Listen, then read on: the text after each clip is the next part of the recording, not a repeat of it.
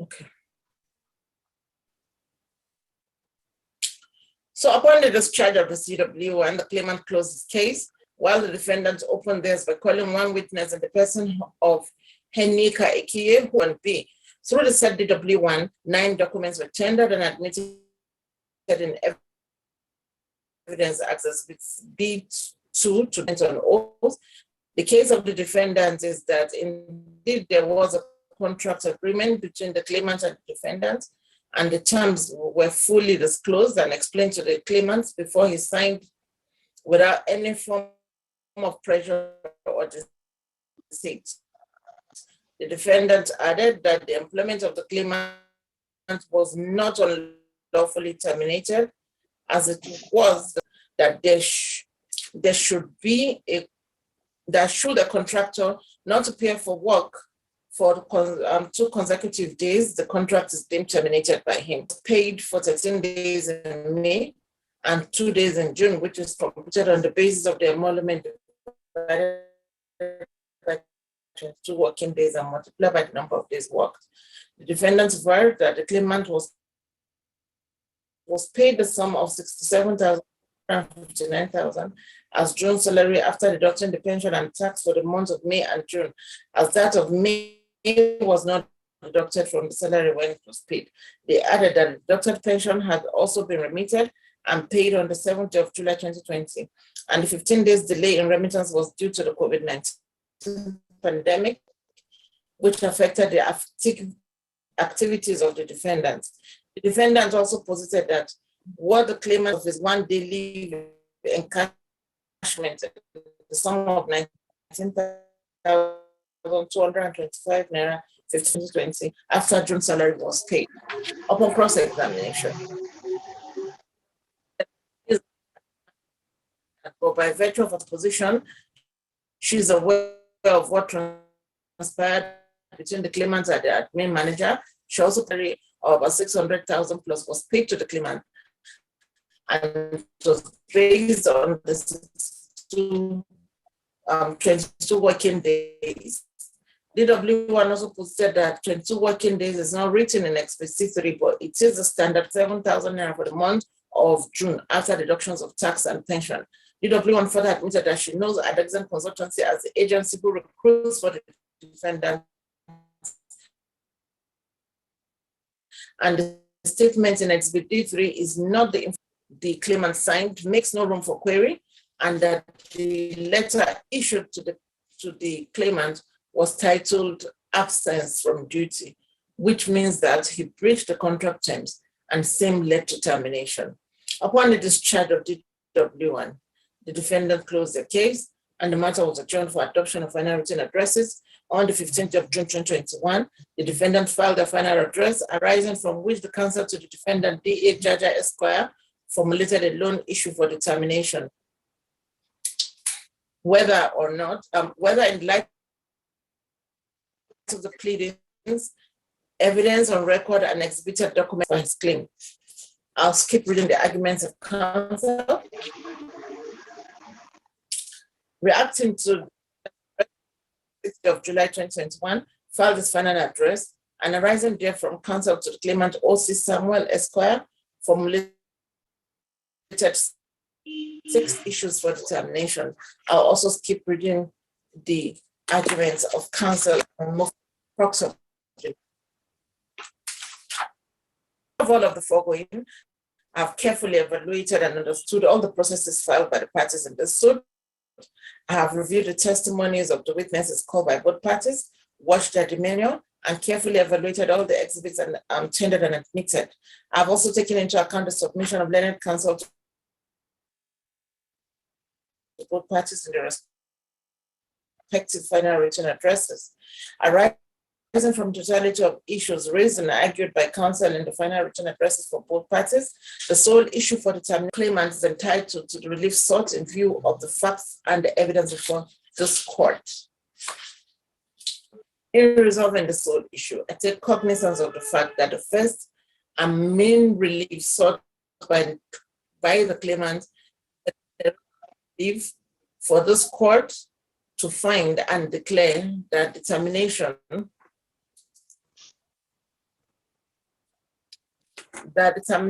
the claimant's employment and against the Labor Act. Bearing the said declaratory relief in mind, it is apposite to mention that the claimant bears the burden to prove that he is entitled to the declaratory relief sought with cogent and convincing evidence, and the proof is dependent on the strength of the claimant's case without consideration to the weakness of the defense. In this regard, the court in the case of PDP against Abubakar 2007 citations held that before a court can grant declaratory relief sought by a plaintiff, he took him to the declaration sought. An admission by the defendant will in no way relieve the plaintiff from the onus placed on him of proving his claim. The plaintiff has a bounden duty to satisfy the court by evidence and not through admission in the pleading of the defendant that he is entitled to the declaration sought. The court has the outcome will depend on how cogent and strong the claimant's case is. In other words, courts do not make a declaration of right on admissions. Please see Bello Eweka, 1981. Bello against Eweka, 1981. Motunwashe against Shorumgbe, 1988. Unkoch against Forum, 2002. Igunovia against UBTH, 2000, citation duly supplied, and a plethora of other cases. This is per Adikaya JCA, Ashiden was. Furthermore, in relation to the declaratory relief sought by the claimant, it is expedient to foremost identify the type of employment relationship existent between the determination of which and against Labor Act. In this wise, the court in UFAM against IMT 2007, citation supplied, it was held that, and I quote, it needs to be stated that this case involves employer-employee relationship. It has been made clear. Gas 2005 set, right? That three types of employee relationship leave, and under the contract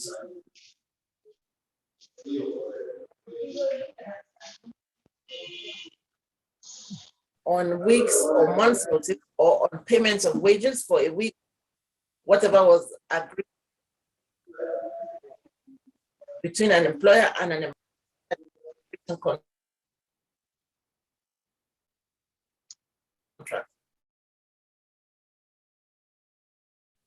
3, public service. The employment is provided for in the statute plus conditions and service agreements, as in the case of Olaniyan against University of Lagos, 1985, citation duly supplied. Against Federal Public Service Commission, 1981, citation duly supplied. In the light of the foregoing authority, I have considered the fact that the claimant averred that the defendant is a company registered under the Companies and Allied Matters Act, and also the fact that he was issued with a letter of employment, which was tendered in evidence as at the C3 and D4. In view, clear without a doubt that the employment where there is a written contract between the employer and the employee. Upon the foregoing finding, it must be made clear that where an employment is one regulated by a contract of employment, same can only be declared wrongful where there is no compliance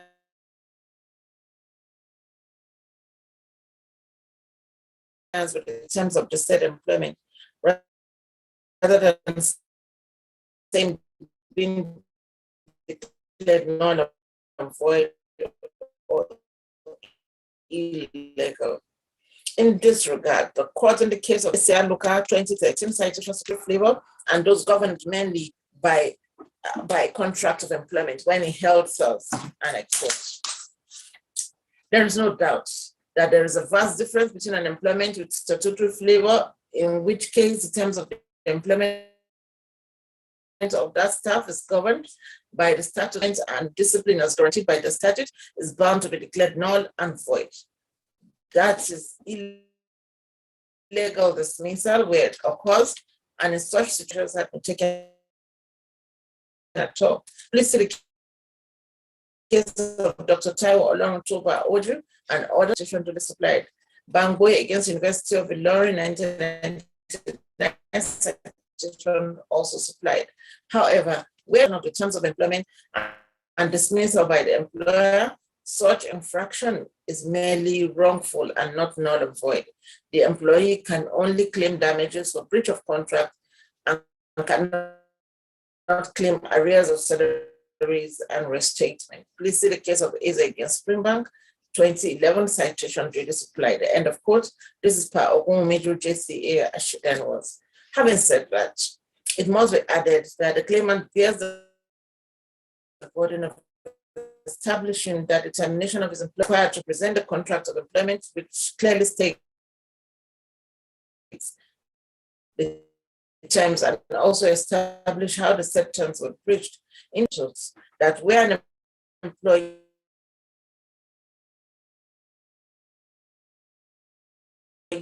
complains that his employment had been wrongfully terminated, that terms and the conditions of the contract of employment. B, to prove in what manner the said terms were breached by the employer.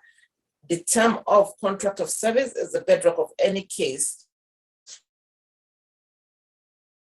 where the issue of wrongful termination of employment calls for determination. Iwuchukwu against Unwezu 1994. End of court. This is per Obadina JCA as it then was. In an attempt to establish this case, the claimant tendered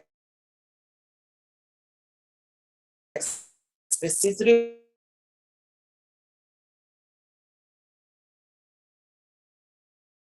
which is a document dated 30th of April to offer of fixed term contracts at 21. The said regulating the employment relationship between the claimant and the defendant, on the other hand. It is the document by which this court is to determine the rights in an information against Wema Bank, PLC, 2015 citation supplied, where the Court of Appeal held that, and I quote, terms and conditions of contracts of employment are the bedrock of any case, where the issue should therefore be pleaded by the employee who is a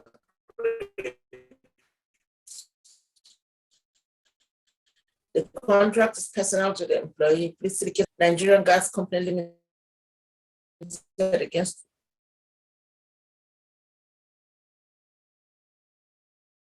Dudu Shola 2005 citation supplied. This is per Undukwe Anyawo JCA. In the light of the above, in the light of the foregoing, and in the ambit of the contract agreement tendered at XBC3, and foremost of the contention is whether the termination of the claimant's employment was wrongful. With regards to the said contention, claimant's position in highlight is that he was supposed to resume due to the lockdown in River State, and he informed the defendant to that effect.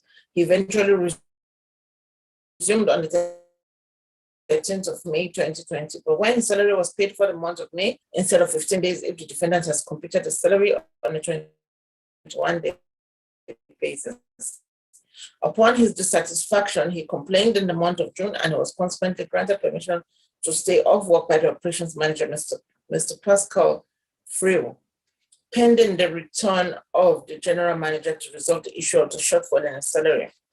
The claimant added that he was surprised when his employment with the defendant was terminated on the 8th of June on the grounds of being absent from work. The defendant, on their part, the claimant stipulates for no work, no pay. And since the claimant was not at work on the 11th and the 12th of May 2020, and the computation of salary was on the basis of 21 days as done for every other staff. He was accordingly paid for 13 days. They added that the clause 1 of the agreement also stipulates that should the contractor not appear for work to have been terminated by him. While the claimant willfully breached the said clause by absenting himself from duties for 2 consecutive days without notice or permission from the defendant, and it was upon the said breach that the defendant wrote the letter dated 8th of June 2020 to bring the claimant's activated determination of contract between him and the defendant. In review of the foregoing, it was executed between the claimant and the defendant, and I find the following terms of conditions to be opposite for the determination of the instant suit. 1 of May 2021. However, this contract can be terminated in writing by the company at any other time without giving any reason should the contractor not appear to work for 2 consecutive days. This contract is deemed to have been terminated by him by giving 1 month notice or 1 month salary in lieu of notice.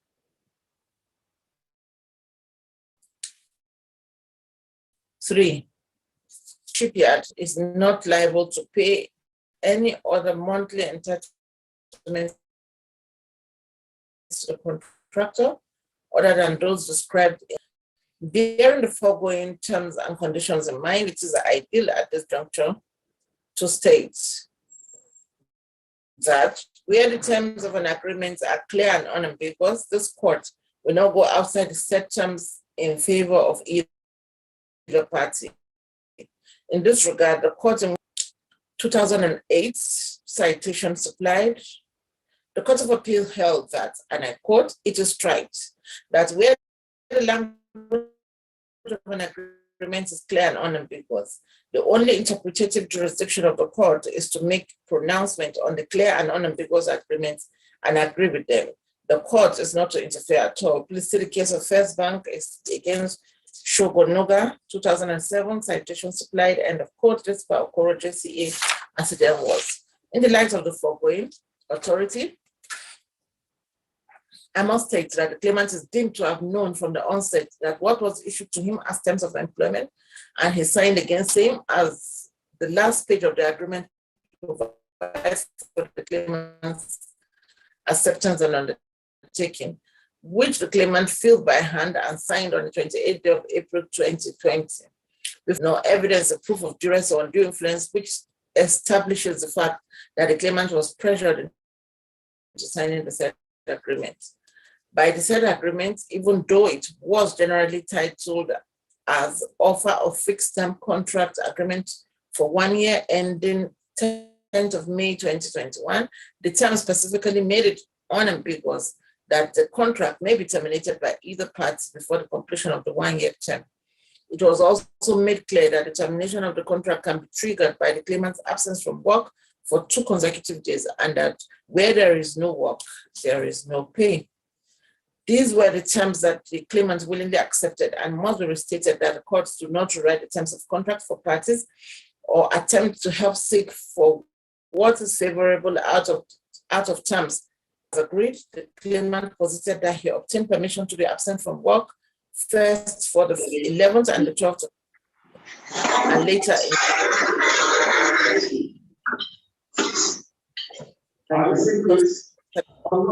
review of the evidence placed for this, I find that written permission and neither is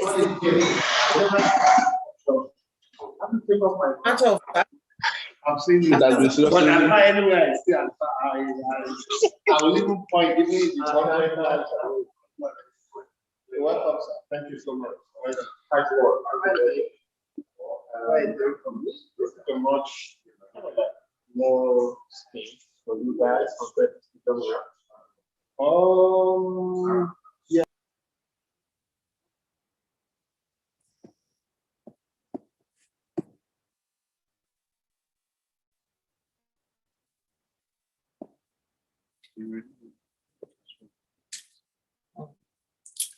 In the face of the terms as agreed, the claimant posited that he obtained permission to be absent from work first on the 11th and the 12th of May 2020, and later in June when he was waiting for the general manager to return the country to resolve the shortfall in his salary. Upon a review of the entire gamut of the evidence placed for this court, I find that there is no single trace of a written permission whereby the claimant was given the permission. As a matter of fact, I find that the absence of in June 2020 and not particularly that of May 2020. With specific regards to the absence of the claimants in the month of June 2020, I find that the claimants admitted during cross examination that 616 emanated from him, where the claimant stated that the reasons for my walk away as a form of protest is as a result of my 2020 salary, which was technically short paid. I walk away from people and situations that threaten my peace, self-respect, values, moral correspondence dated 6th of July 2020. In addition to this, I reckon that the claimant also averred that he was absent from work for 2 days in June, but the absence was as a result of a permission granted.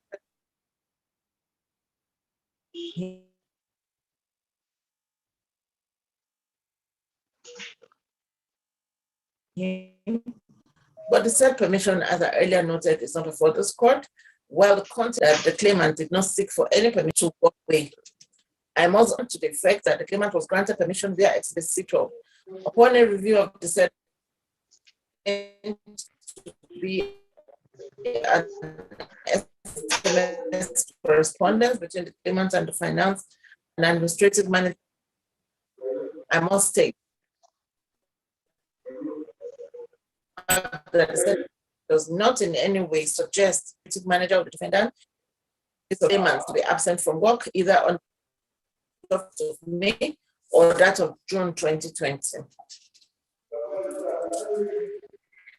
In the foregoing, I reckon that of the claimant in the month of June that the defendant issued titled absence from debtor, which reads thus, and I quote, that you have absent yourself from duty for 5 days without due authorization from your head of department,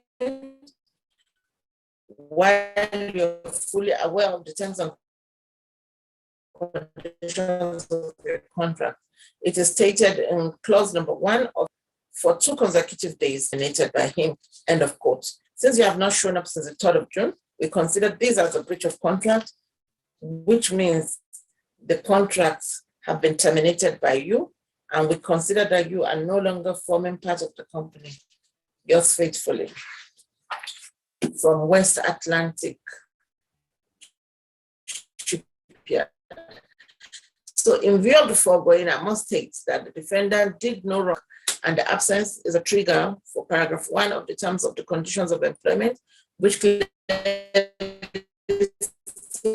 to the effect that the claimant has by his own making terminated. That I'm not oblivious of the background to the claimant's absence, in the sense that the reason for the claimant's absence from work in the month of June 2020 was the allegation of a shortfall in the salary. In this regard, assuming there was a shortfall in his May salary, I do not consider the absence from work or work away as an appropriate means to challenge or rectify the alleged shortfall in the face of clear provisions of the contract, which stipulates that absence from work for 2 days is tantamount to termination on the part of the claimant.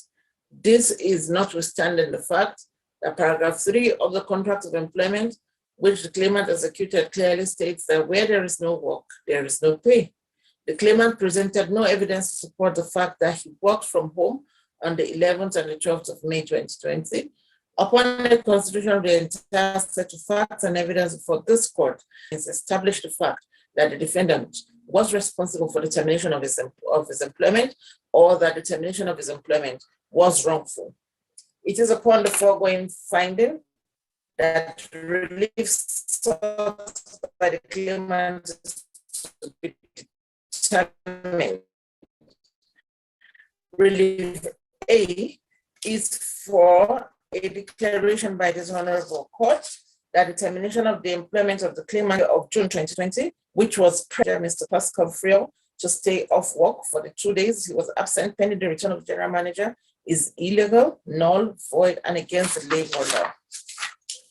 In the foregoing consideration, this court finds that the claimant did not seek for permission to be absent from work in view of Exhibit 16, and no permission was granted for evaluation of the entirety of the evidence for this court. There is no scintilla of proof that the defendant wrongfully terminated the claimant's employment, as there was no basis upon which declaration sought in Relief A can be granted, and same is accordingly refused. Relief B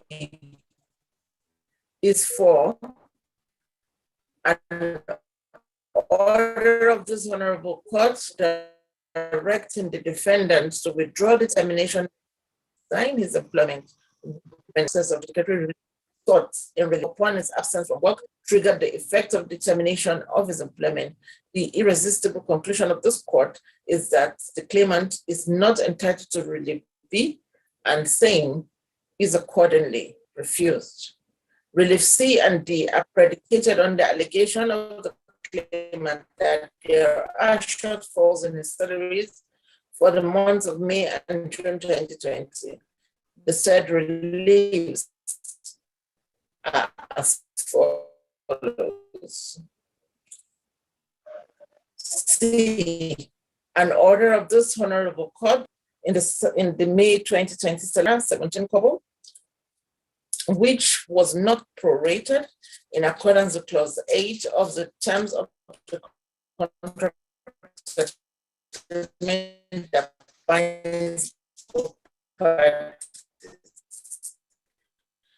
And D, an order of this honorable court directing the defendant to pay to the claimant the shortfall in June 2020 salary 6 naira 32 kobo, which was of the terms of the contract agreement that binds both parties. For want of emphasis,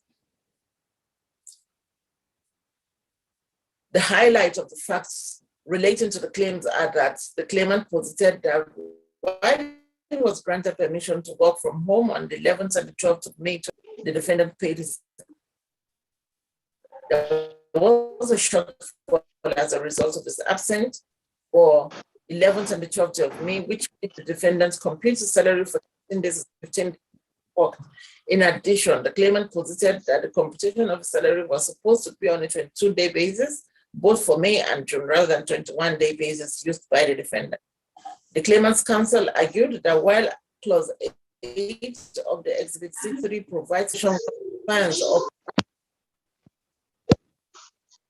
counsel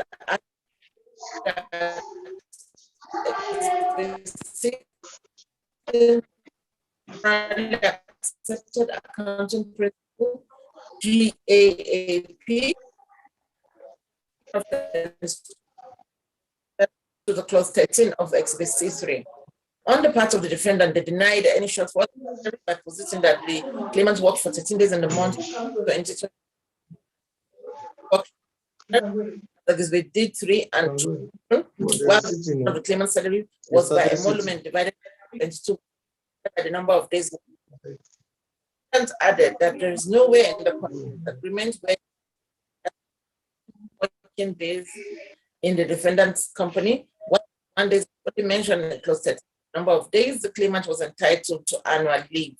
In view of the foregoing contention, I have taken a look at paragraph 8 and paragraph 13 of Exhibit C3, which is a contract of employment of the claimant, while paragraph 8 is a table of what the claimant's salary comprises of. Paragraph 13 is in respect to the claimant's entitlement.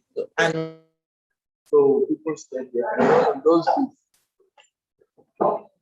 said that people that rise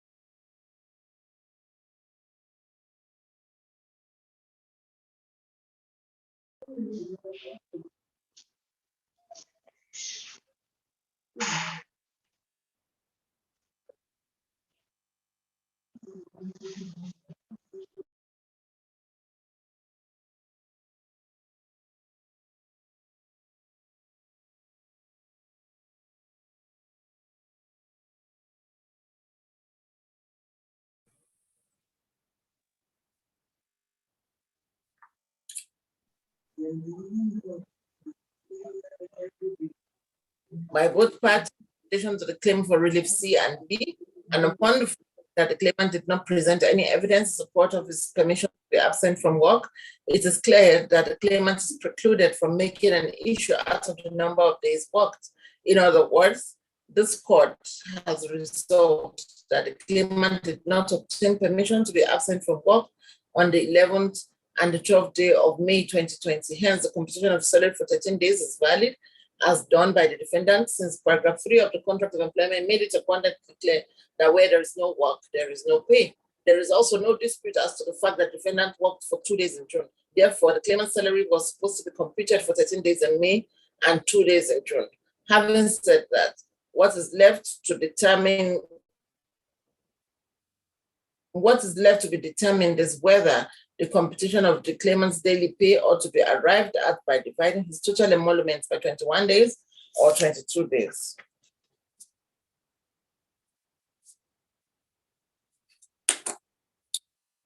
In determining the foregoing, I must start by reckoning that the contract of employment, that is Exhibit C3, did not specifically mention that 21 or 22 days is to be used in determining daily pay, while the defendant posited that 22 days used in the defendant's standard mode of computing salary for all employees. There is no evidence before this court to establish the fact that same is indeed a standard in the defendant's company. Also, the GAAP tendered by the claimant as Exhibit C15 is of no moment, as same has no nexus whatsoever in relation to the claimant's contract of employment. Consequently, it is only within the ambit of Exhibit C3 that the issue of 22 or 21 days used in computation can be resolved. And that leads only to the provision of paragraph 13, which is rightly a computation for annual leave. Bearing in mind the foregoing circumstance, I must state that it is the defendant who is burdened to establish the use of 22 days. It's a standard mode of computing the salary of the claimant in view of the fact that paragraph 13 is captured above, specifically station will be paid for 21 days calendar based on the outlined sum in paragraph 8. The relationship between the two paragraphs cannot be ignored, and they must be read forth strictly against the defendant as the employer of the claimant and in favor of the claimant as an employee of the defendant whose salary is being computed. In view of the foregoing, I must clearly state that the paragraph 13 of Exhibit C3 lends credence to the fact that the defendant ought to use 21 days and define time by the number of days worked. This means rightly so that by the use of 22 days as done by the defendant, there is indeed a shortfall in the salary of the claimant for both May and June 2020. In the light of the foregoing, when the claimant worked for 13 days, the computation of the salary ought to be 1,102,698 divided by 21 days, which is equal to 52,509 for 2 kobo, and multiply by 13 days, which will be equal, while the claimant was paid 651,594.27 kobo, leaving a balance of 31,000 naira 19 kobo. For the month of June, wherein the claimant worked for 2 days, the computation of the salary would be 1,102,698 divided by 21 days, 42 kobo, multiplied by 2 days, which will be equal to 105,084 kobo as a sum payable to the claimant for July salary. The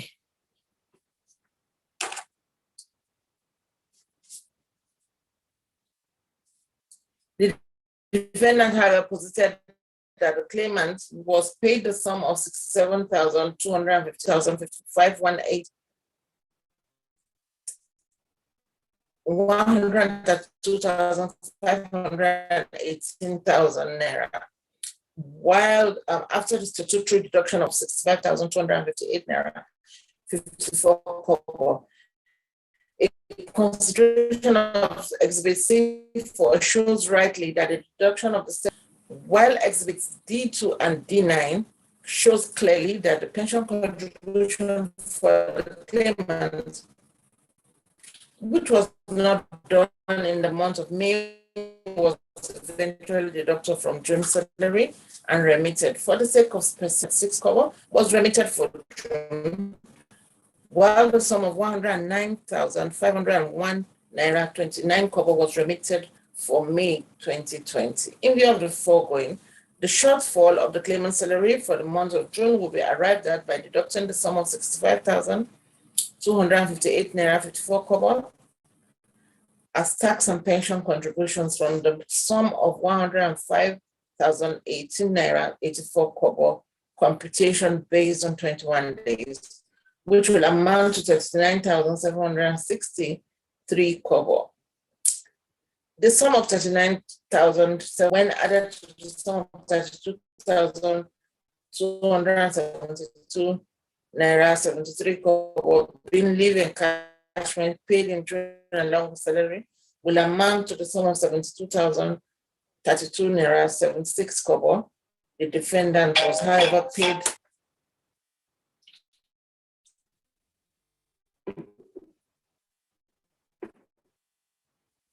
the sum of 39,760 naira 3 kobo, being the balance of salary when added to the sum of 32,272 naira 73 kobo, being leave encashment paid in June, along with salary 72,032 naira 76 kobo.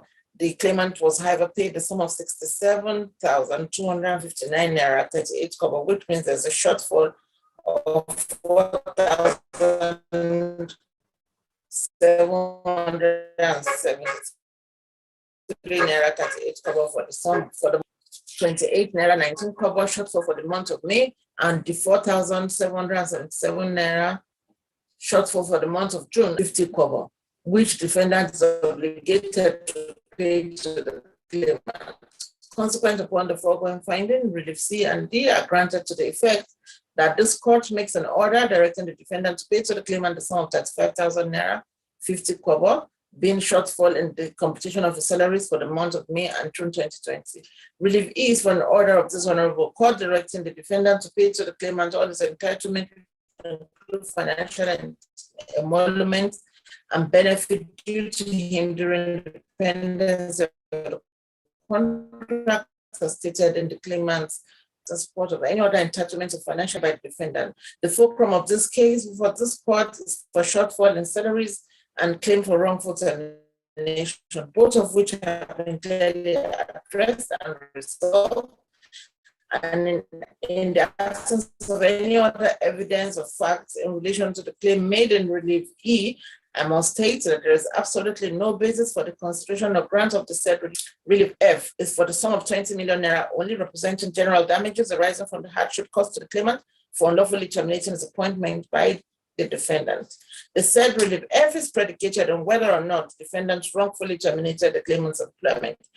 This is notwithstanding the position of the law that where termination of a contract of service is wrongful, the measure of damages the plaintiff will be entitled to will be salaries for the length of time during which the notice of termination of Union Bank PLC January 2010 citation to display in the instant case, it is the claimant's employment. As a matter of fact, the claimant himself terminated his own employment by triggering the effect of clause 1 of the agreement he signed with the defendant when he decided to walk away.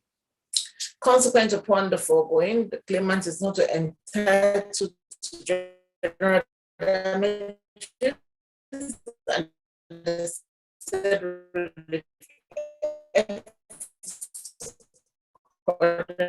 refused. Relief for some 2 million naira only being payments for costs of litigation. The claim for costs is predicated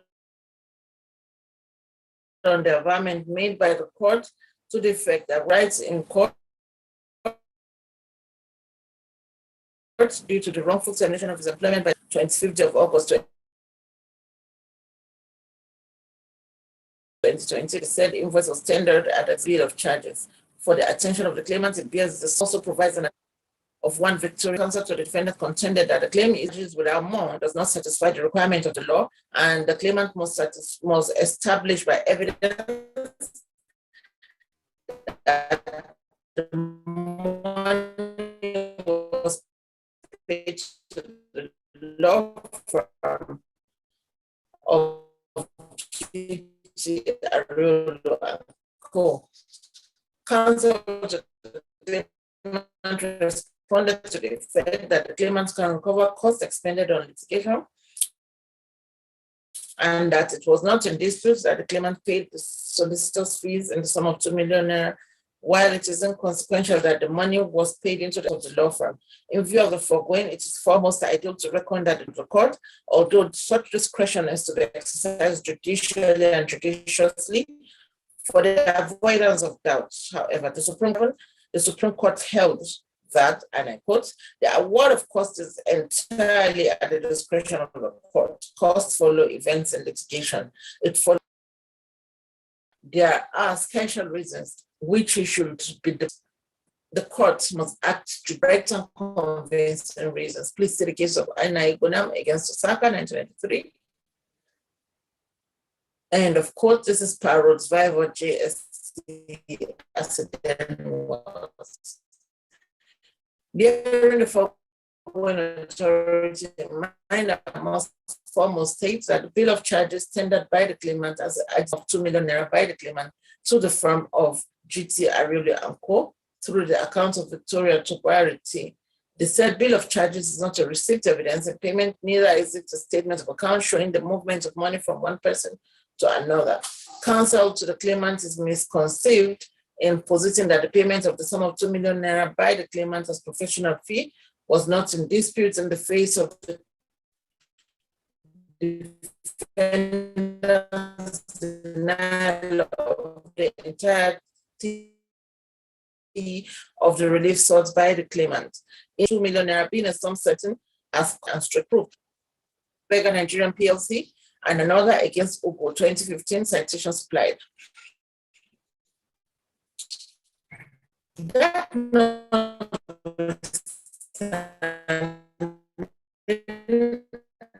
I reckon the cost that cost is to be awarded to a successful party in a suit, and in the instant suit, the claimant with regards to the suit of the claimant is shortfall in salary of the claimant as 1 day as expected by the claimant. In view of the extent to which the claimant's case is successful, therefore, this court finds that the claimant is entitled to cost. Relief is accordingly granted to the effect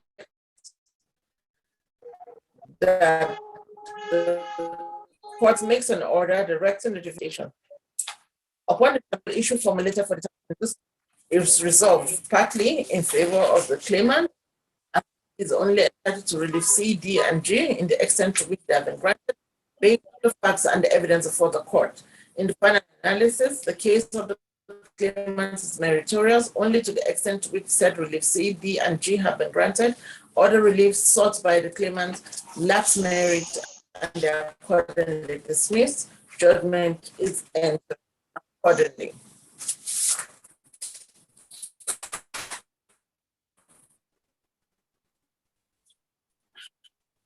Thank you, gentlemen. Have a great day. My Lord, we are grateful.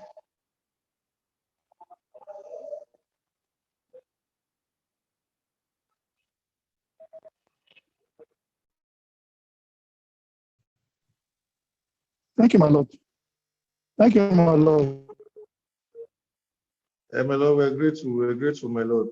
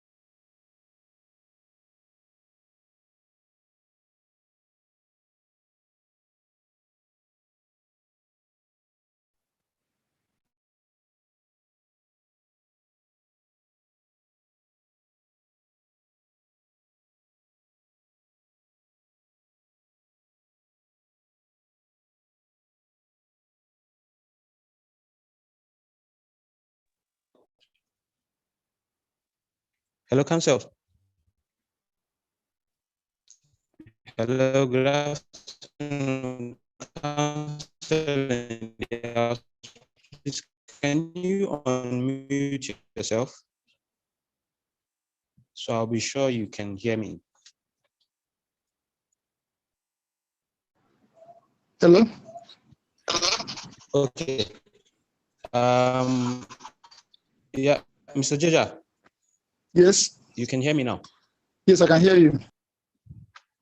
Yes. Okay. So my Lord has, yes, my Lord has finished a soft copy of the judgment. Recording stopped.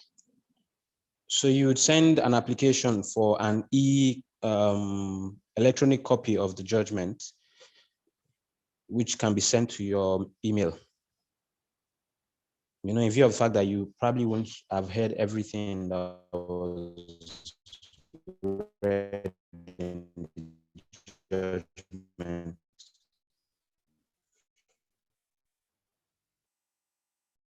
Hello, can you hear me? Can you please unmute me?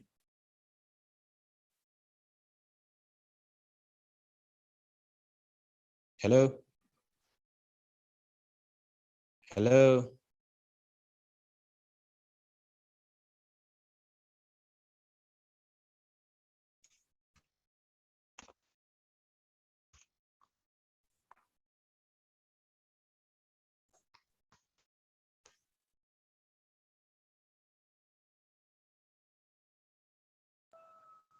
Hello? Hello? Hello, can you Yeah, hear so me? Mr. Judge, I said you should. Hello, can you hear me? Yes, I can hear you now.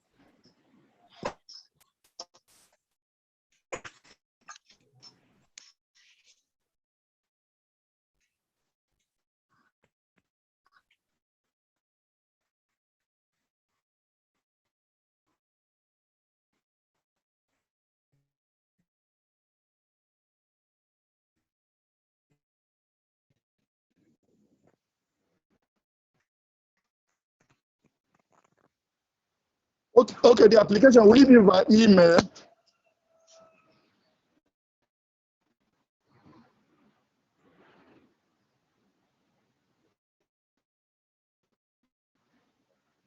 Hello? The email. Hello? Yes, I said so you can send an application to the court email address. That's the nicnphcourt3@gmail.com. Send an application requesting for an electronic copy of the judgment.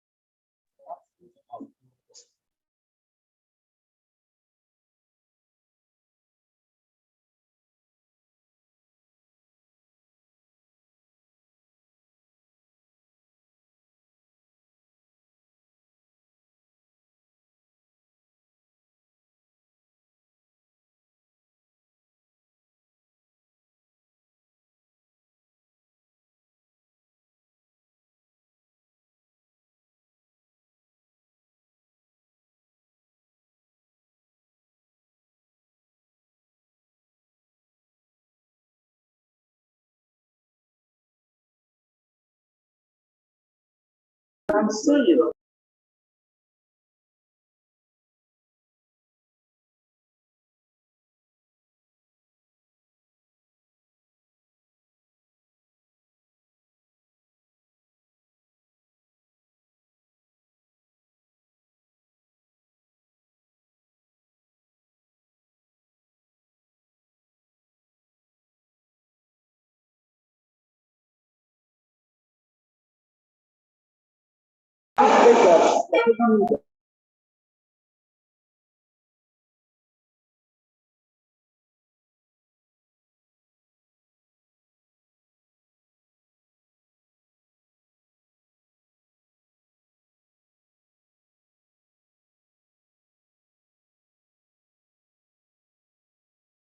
I would take what it's them that will I don't know if you get the point.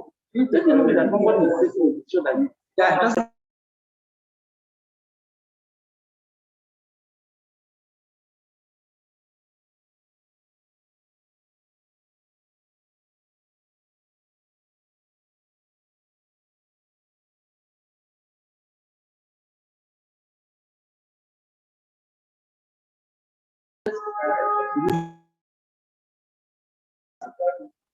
we know that we have a call with you.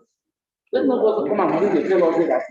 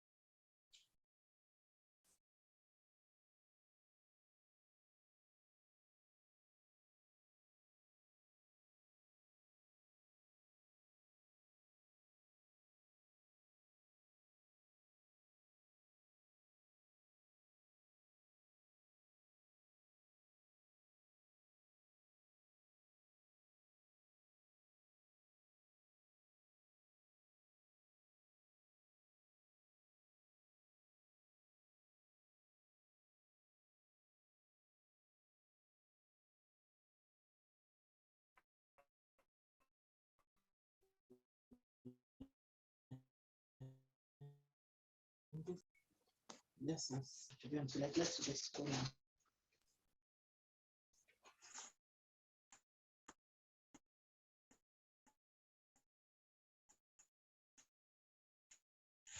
Hello, good morning. Good morning. Please, if you're a counsel in the matter that I'm supposed to hold now, that Ven Ndubueze Humphrey Uchechukwu against NAFDAC, can you please unmute yourself and let's know you're ready for proceedings? Okay. I am Sir G.N. Joko, the counsel to the claimant. I'm ready. Okay. Okay. All right. Thank you. Let me find out if there's any other person on the other side appearing. May I please, the Honorable Court? No, I'm not taking appearance. We're not taking appearance yet. I'm just finding out if the counsel. Okay, I'm on the line. I'm ready. Okay, you're appearing. You're for the defendant, I guess. Yes, I'm for the defendant.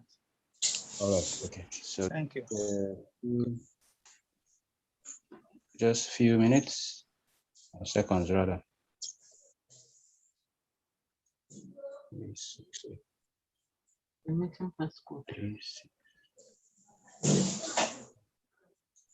Ogome.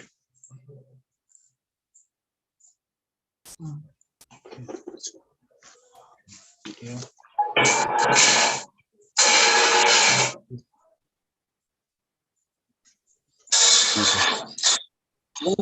Once your appearance is taken, please kindly unmute yourself so that background noise does.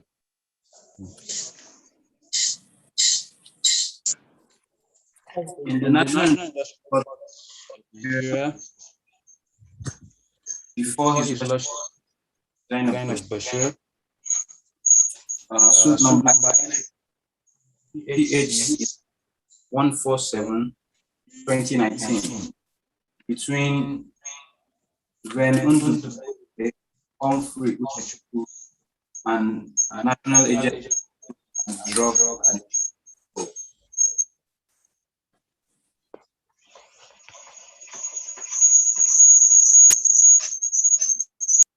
Appearances, please. With profound humility to my Lord, I am Sir G.N. Joko. My Lord, I humbly appear for the claimant.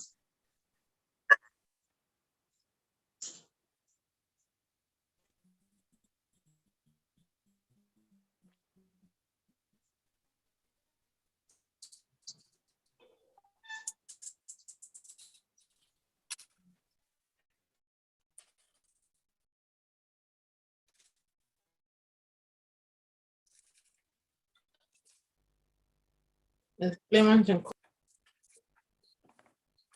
Is the claimant in court? Okay.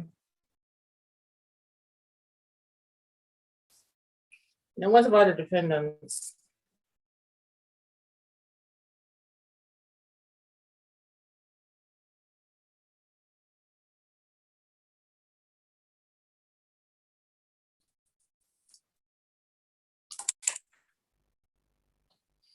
The defendants. I've seen the claimant, no problem. The defendants, they're not in court. Have you heard from the defendants? The defendant is the defendant. May I please, Your Lordship? My name is O.M. Abutu. I appear for the defendant, my Lord.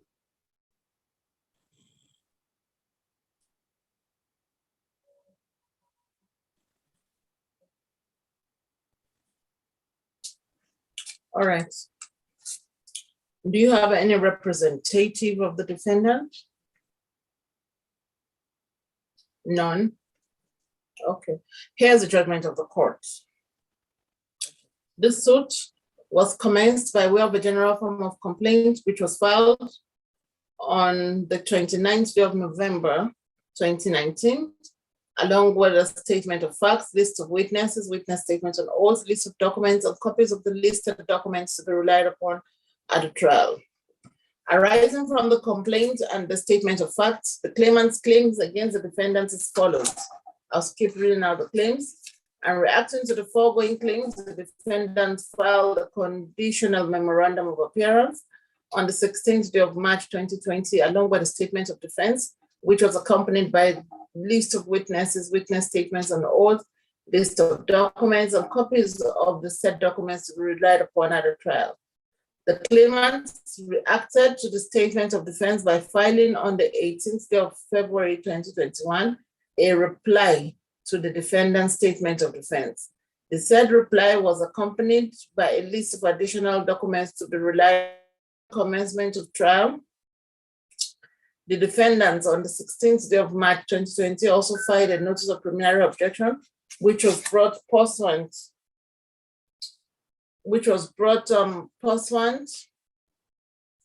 to Order 17, Rules 1, 2, Sub 2, and 18 of the National Industrial Court Civil Procedure Rules 2017, Section 2A of the Public Officers Protection Act, and Section 27 of the NAVDAC Act. The notice was supported by a 6-paragraph affidavit deposed to by one Augustine U. Oboli and a written address. The said notice of preliminary objection sought for an order of this court striking out the claimant's suits for lack of jurisdiction. The claimant reacted to the notice by filing on the 11th of November 2020 a counter affidavit of 7 paragraphs deposed to by the claimant himself, as well as a written address. The said notice of preliminary objection was, however, not moved until the conclusion of the trial, as counsel to the defendant via his letter for adoption of the defendant's final address, dated on the 1st day of July 2021, also adopted the said notice of preliminary objection. Consequent to the foregoing, the said preliminary objection shall be determined in the course of this judgment. Trial in this suit commenced on the 15th day of March 2021, with the claimant opening his case.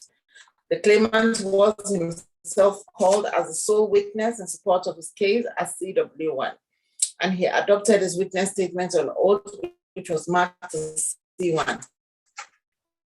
Through the said CW1, 16 documents were tendered and admitted in evidence, with C8 and C11 to 15 were admitted on the protest.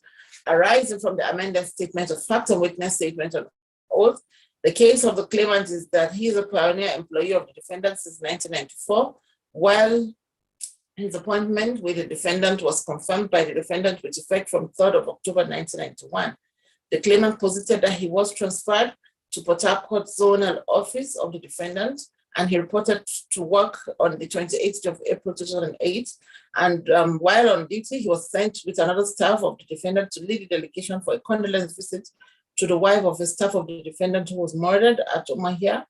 Claimant added that while on their way back, the delegation was kidnapped, and after some days, his wife paid the ransom demanded before he was released. To recover from the devastation of the kidnap incident, when he was hurriedly transferred to Maiduguri, with immediate effect on the 7th day of December of the same year, claimant posited that due to the fear of repeat of the incident of kidnapping, he did not resume at Maiduguri, upon which he was queried and he replied. He added that he was never sacked, but his salary was stopped unofficially sometime in 2011, although his pension scheme is still running, which gives him the belief that his salary is being diverted by some persons with the defendant, and it also suggests that he wasn't sacked officially. Upon cross-examination, the claimant at CW1 admitted that he was transferred to Maiduguri, but he did not resume there, and the reason for not resuming is as contained in Exhibit C10. He also admitted that he stopped resuming at the Port Harcourt office since 9th of December 2010, while also admitting that after his reply to the query, he did not communicate until 17th of November 2017, when he wrote a letter titled "Hear Me Out." CW1 maintained that his salary was stopped in 2011 and that which was paid in February 2012 were arrears. He concluded by positing that he started this case before his age of retirement. Upon the discharge of CW1, the claimant closed his case while defendants opened theirs by calling one witness in the person of Augustine Oboli, who adopted his witness statement on oath, which was marked as D1. Through the said DW1, 5 documents were tendered and admitted in evidence as D2 to D6. Arising from the statement of defense and witness statement on oath, the case of the defendant is that the defendant is not aware of the claimant being a pioneer staff, while adding that the claimant was not abandoned with kidnappers, and that after his release, he was commiserated with, and a sum of 50,000 naira was approved and paid to him. The defendant denied knowledge of the wife of the claimant or any person paying ransom. They added that the posting is a routine thing in civil service and the claimant is not excluded, while adding that the claimant did not complain about the posting and reason for refusing to resume until after 2 months when he was queried. They averred further that the claimant was paid salary in February 2011, what was stopped officially in March since he failed to resume and was not working. The defendant maintained that there were other officers of the defendants working in Maiduguri notwithstanding insurgency in Borno State.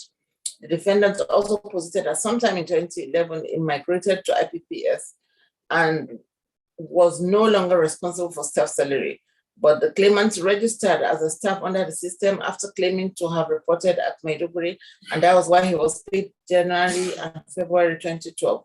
But the said salary was also stopped since the claimant could not effect verification, not having resumed work in Maiduguri. The defendant added that all efforts to make the claimant come and face senior staff disciplinary committee prove abortive owing to the lack of address, and the letters sent to the addresses of next of kin were returned undelivered. They also posted that the IPPIS was responsible for the contributory pension scheme being paid to the claimant, and in fact, has no knowledge of the said pension contribution being paid. Upon cross-examination, DW1 stated that the claimant was transferred to Maiduguri on 7th of December 2010, but he never resumed. DW1 admitted that as at 3rd of June 2011, the claimant was still in the employment of the defendant, but he was never terminated. But they don't know his whereabouts. DW1 also maintained that the claimant's salary ran for January and February 2011, and same was stopped. Then the IPPIS took over and paid him for 2 months, which he did not present himself. And when he did not present himself for verification, they stopped paying him salary. DW1 admitted that up to the age of retirement, the claimant was not terminated and that the pension scheme is tied to salary. DW1 also posited that they heard about kidnapping incident on 28th of April 2010 from the claimant without any police report before admitting that Exhibit C9 is a police report. DW1 also insisted that the claimant had admitted that he stopped coming to work since December 2010, and it took 2 months before he was queried in February 2011, and same was served on him. Upon the discharge of DW1, the defendants closed the case and the matter was adjourned for adoption of final written addresses. On the 15th day of June 2021, the defendants filed the final written addresses.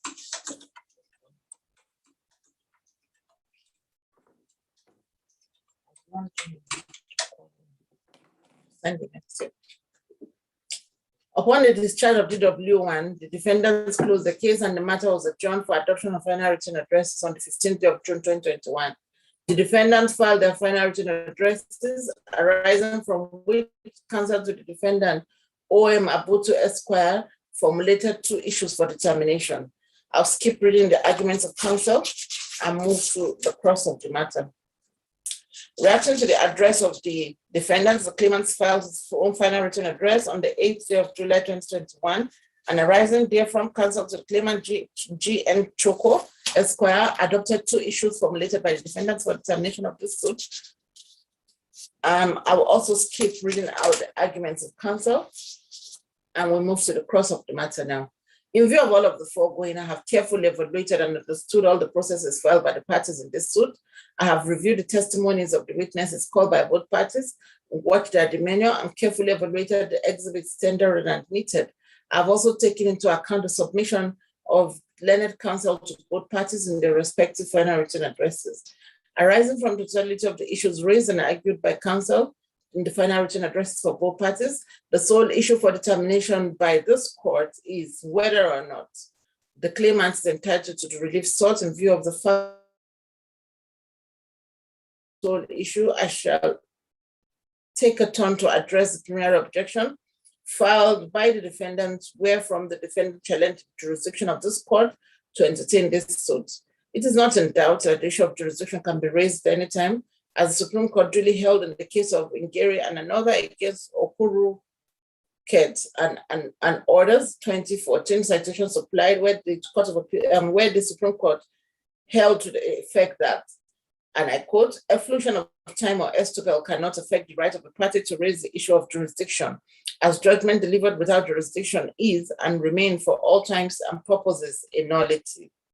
Please see the case of Pennock Limited against Hotel Presidential Limited, 1982. Citation supplied. National Bank against Shoya, 1977. Citation duly supplied.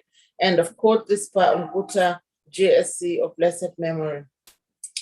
It is also ideal to state that the determination of the notice of preliminary objection filed and adopted by the defendant before determining the substantive suit, if need be, is imperative so as not to render the adjudicatory exercise for the substantive suit a nullity. For want of emphasis, the court in the case of Ardo and another against Nyako and orders, 2013 citation duly supplied, where the Court of Appeal held that, and I quote, "It is trite that jurisdiction is a fundamental and threshold matter. The lifeblood of adjudication, which when raised, the court ought to determine the same before proceeding with the consideration and determination of the substance of the case. Where a court lacks jurisdiction to entertain a suit, the entire proceedings is a nullity, no matter how well conducted." It has been held that it is the claim of the plaintiff in this case, it is the statement of claim and the relief sought by the appellant that determines the jurisdiction of the court. Please see the case of Inakwajo against a delegate, 2007, Ogu against Ararome, 2008, citation duly supplied. Having said that, the grounds upon which the defendant raised the preliminary objection in question are that, one, the present suit is an abuse of court process in view of the fact that the claimant filed a fresh suit, while suit number FHC/PS/CS71/2018, then Undubweze Humphrey Uchechukwu against NAFDAC is still pending. 2, the suit is started bird. And 3, failure to serve a pre-action notice on the defendant. Arising from the written address in support of the preliminary objection, counsel to the defendant formulated 3 issues as follows. 1, whether this suit is not an abuse of court process. 2, whether this suit is not started bird. And 3, whether this suit is competent, having not complied with Section 27 of the NAFDAC Act. In arguing issue 1, counsel referred to the meaning of pending as posited by the courts in the case of Answer against Etchin, 2010 citation supplied, and Ajuta 2 against Ngene, 2002 citation duly supplied. He then added that the claimant had earlier initiated suit number FHC/PHCS71/2018 against the defendants for the Federal High Court, Port Harcourt, Rivers State. And apart from the heading of the court, the parties, subject matter, and the claims in the present suit are the same with the suit number FHC/PHCS71/2018. The counsel added, however, that the claimant views it whether pending at the Federal High Court, since it has not been transmitted to the National Industrial Court, already transmitted but not yet begun at the National Industrial Court, the matter is pending and the court must either determine the matter one way or the other or strike out the matter before another suit can be commenced. Counsel cited the case of R against R Benke Nigeria Limited against Cadbury, Nigerian PLC, 2006, citation supplied, Onyabuchi against INEC, 2002, citation duly supplied, to contend that where the court finds the abuse of its process, it is duty bound to dismiss the suit. In arguing issue 2, counsel cited the provision of Section 2 of the Public Officers Protection Act and contended that the defendant is a public officer and for that reason is entitled to benefit from the protection afforded all public officers by the Public Officers Protection Act, while citing the case of Fajimolo against Investor Vilorin, 2007, citation duly supplied. Counsel posited further that the cause of action accrued in 2011 when the act of default, that is the subject matter of this suit against the defendant, occurred, and that the stoppage of the claimant's salaries in 2011 is the basis of the claimant's suit against the defendant. He added that the alleged infraction happened well over 8 years before the claimant filed the suit. on the 29th of November 2019.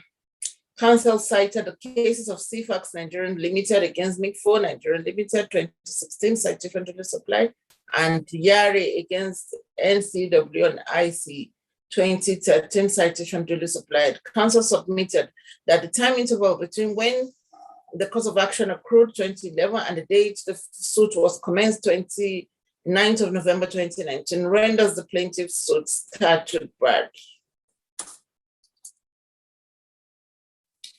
With regards to issue 3, counsel contended that the claimant filed the suit as a new suit against the defendants, having abandoned suit number FHC PHCS 71-2018, and the implication is that for this new suit, defendants entitled to a notice of intention to sue.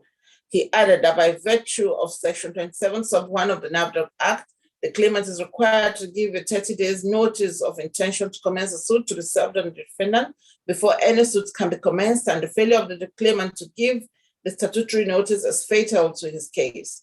Counsel cited the case of Okafor against Okadike, 2009 citation duly supplied. Counsel concluded by urging the court to consider the issues conversed and strike out the claimant's suit. In reaction to the foregoing, counsel to the claimant through the written address filed in support of the counter affidavit formulated a sole issue for determination, which is whether or not the present suit is not an abuse of court process. So in arguing the loan issue, counsel contended that there is no abuse of court process since the claimant filed a notice of discontinuance in respect of suit number FHC PHCS 71-2018, and same is no longer pending before any court of law. The counsel posited that the law is right, that notice of discontinuance takes effect and automatically terminates the action the moment the notice to that effect is properly filed by the claimant at the registry of the court. And the counsel cited the case of OJ against Owen 1992 citation to be supplied. With regards to the suit being statute barred, the counsel contended that the suit is not statute barred for the fact that the public officer acted modified.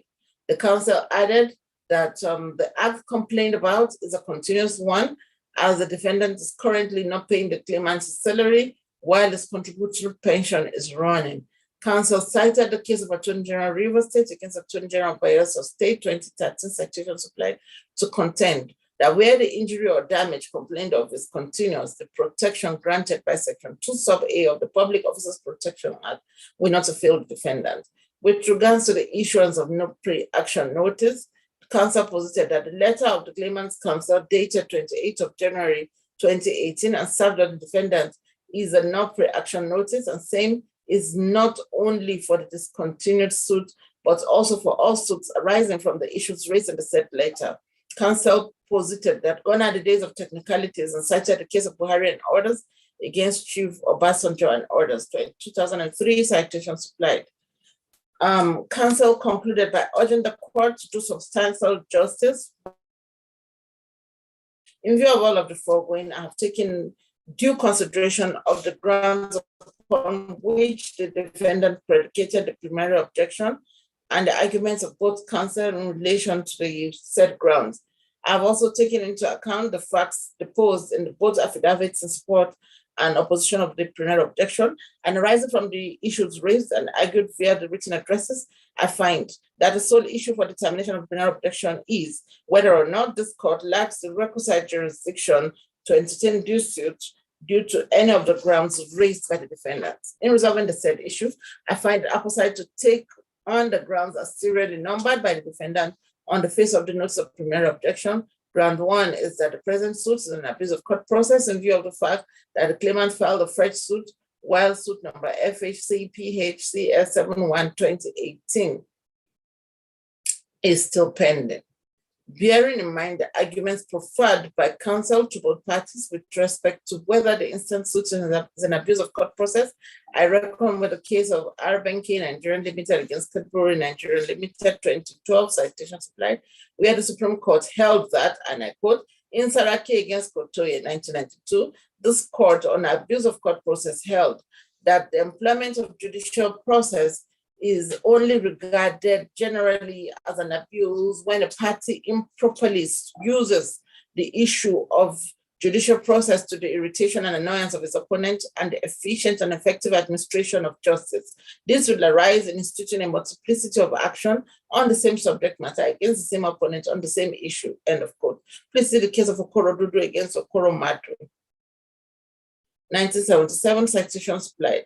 From the pronouncement of this court reproduced above, to constitute abuse of court process, the multiplicity of suit must have been instituted by one person against the opponent on same set of facts, end of quote. This is Pangota JSC of blessed memory. Upon a consideration of the fact deposed in the affidavit in support of the notice of preliminary objection and exhibits annexed to same, I find rightly so that the parties and reliefs sought in the suit FHC PHC S71 2018 are the same with the instant case, and that ordinarily ought to make this suit an abuse of court process if same is simultaneously pending before a court of competent jurisdiction along with the instant suit. I also reckon that the said suit was initially commenced before the Federal High Court before it was transferred to this court. When an objection to jurisdiction was raised, a copy of the order for the said transfer was also annexed as Exhibit B. The defendant did not mention if the same suit upon its transfer was assigned to and pending for hearing before a specific court of the National Industrial Court.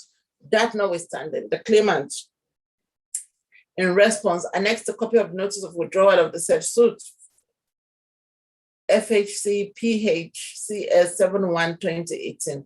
The said notice of discontinuance was properly filed before the registry of this court on the 23rd day of October 2020, as shown in Exhibit HNI. Upon the evaluation of the said Exhibit HNI, it must be reiterated that once a party properly files a notice of discontinuance, such suit is automatically terminated. This position of the law was long held by the Supreme Court in the case of versus Saint Roland against Oshinloye, 1997 citation supplied, where the Supreme Court held that, and I quote, a plaintiff has a non-qualified right to discontinue his action against a defendant or any of them without leave of the court before the date fixed for the hearing of the suit. The condition he must satisfy is to give notice in writing of the discontinuance to the registrar and to every defendant as to whom he desires to continue or withdraw such notice of discontinuance should, once filed, terminate the proceedings, and the proper order to make by the court is that of striking out of the suit. End of quote. This is by Idigbe JSC as the then was. Bearing the said notice of discontinuance filed by the claimant in respect of the suit, FHC PHCS 71 2018, it is clear that the said suit is no longer pending, as same is deemed terminated by the claimant, leaving only that which is before this court.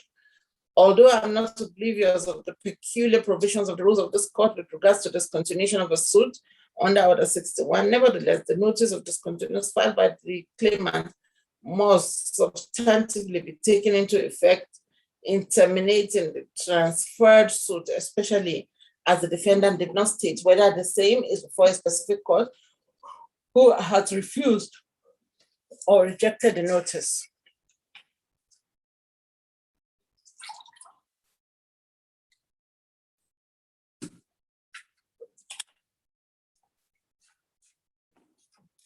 Consequent upon the foregoing, the instant suit cannot be held to be an abuse of court process, and the defendant's objection fails on this ground. The second ground of the preliminary objection is that the suit is statute barred. Counsel to the defendant posited that the course of action of which impelled the claimant to initiate this action is the stoppage of his salary in 2011, and that it took the claimant 8 years before he filed an action as against the 3 months stipulated in the Public Officers Protection Act. Counsel to the claimant was of the position that the defendant acted modified and that the injury to the claimant was continuous as he was not yet paid his salary. Without much ado, in addressing the instant ground of objection, I must quickly state that while the general position of the law with regards to limitation law is as held in the case of Alhaji Dr. Ado Ibrahim against Alhaji Megida Lawal, and Orders 2015 citation supplied, where the Supreme Court held that, and I quote, it follows that where a statute of limitation prescribes the period within which an action must be commenced, legal proceedings cannot be properly or validly instituted after the expiration of the prescribed period. Where any action is statute barred, a plaintiff who might otherwise have had a cause of action loses his right to enforce it by judicial process because the period of time laid down by the limitation for instituting such an action has elapsed. In the instant case, the recognition by the defendant as well as the claimant that the cause of action is the claimant's claim for arrears of salary makes this case fall within the exception as cases that cannot be cut off by the statute of limitation for the avoidance of doubt. In the case of Honorable Runyi Kanu, JP, and orders against the Attorney General and Commissioner of Justice, Cross River State, and Orders 2013 citation supplied, the court held that, and I quote, in cases of claims for salaries and allowances, the decision of this court in John Ovo against Nigerian Westminster Dredging and Marine Company Limited and Captain Tony Ogide and orders against Shana Jason Nigeria Limited will appear to the good law if the test on continuance of damage or injury laid down in the recent Supreme Court decision in H. River State against H. Bayelsa State and another 2013 citation supplied is met. In that case, at pages 148 to 149, the Supreme Court held that the case for the deprivation of the allocation, which the plaintiff was entitled to every detail and same has not ceased, was a situation of continuance of damage or injury which has not ceased. So the Defense of Public Officers Protection Act will not veil the first defendant who has raised it. And of course, this is per Kanyip. Earlier, the court in Captain Ogide and orders against Jason Air Limited 2011 citation supplied held that, and I quote, the National Industrial Court has held severally that labor disputes associated with salaries or payments for work done cannot be cut off by the Limitation Act. In view of the foregoing authorities vis-a-vis the relief sought before this court, which is centrally a claim for salaries, it would be a monumental waste of time, an academic exercise in futility, addressing the objection to the jurisdiction of this court as predicated on the application of statute of limitation. Consequently, the objection of the defendant on the grounds that this suit is started by fails and is accordingly overruled. On the third and last ground, which is that the claimant failed to issue and serve notice of pre-action notice, I reckon that counsel to the defendant specifically agreed to the effect that the instant suit should commence as a new suit since the claimant abandoned suit FHC PHCS 71/2018. And by so doing, the defendant is entitled to a fresh or new pre-action notice. Pursuant to Section 27 sub 1 of the NAFDAC Act. Unsurprisingly, counsel to the claimant posited to the effect that the earlier pre-action notice, that is the letter of the claimant's counsel dated 28th of January 2018, should suffice for as long as the instant suit is at the respect of the issues, is in respect of the issues raised in the said letter. Upon the evaluation of Exhibit HN2 as annexed to the counter affidavit, I find that the claimant rightly issued and served the letter dated 28th of February 2018 on the defendant, and the said letter, and in the said letter, the defendant was given 30 days to normalize the anomalies captured in the said letter or face legal consequences. I reckon that it was after the expiration of 30 days given in the said letter that the claimant initiated a suit at the Federal High Court sometime in July 2018. before the said suit was later transferred to this court. Although the claimant, instead of pursuing the transferred suit, decided to file a fresh one. The question that arises from the peculiarity of the instant case is whether the claimant needs to serve the defendant a fresh pre-action notice. To answer the said question, it is apposite to consider the purpose for which a pre-action notice is required, so as to serve on an entity who is intended to be sued. In this regard, the court, in the case of Mobile Producing Nigerian Unlimited against La Cepa, 2002 citation supplied, where it held that, and I quote, a pre-action notice, which is for the benefit of the person or agency on whom or on which it should be served, is not to be equated with processes that are integral part of the proceedings initiating process.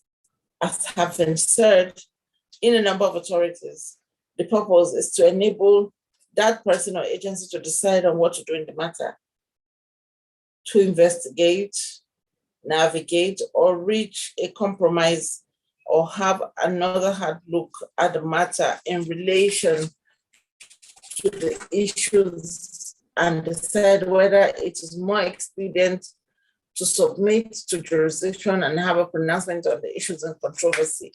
The law is clear that conditions imposed for the benefit only of a particular person or class of persons can be dispensed with. And of course, this is per Ayola JSC as it then was.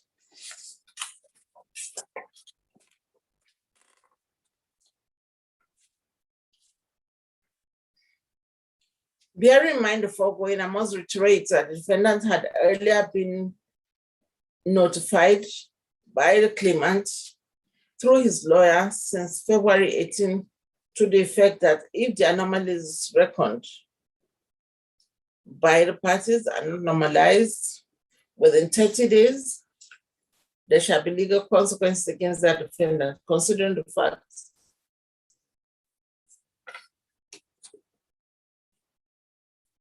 Considering the said letter, the defendant must be taken to have had enough time to take a hard look at the matter and deemed to have made up his mind that it was more expedient to submit to jurisdiction and have a pronouncement on the point of controversy between itself and the claimant.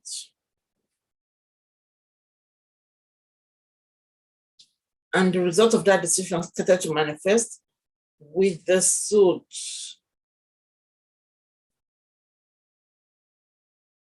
At this point, it is considered mere technicality for the defendant to demand for a fresh pre-action notice in respect of the instant suit, and as reckoned by the counsel to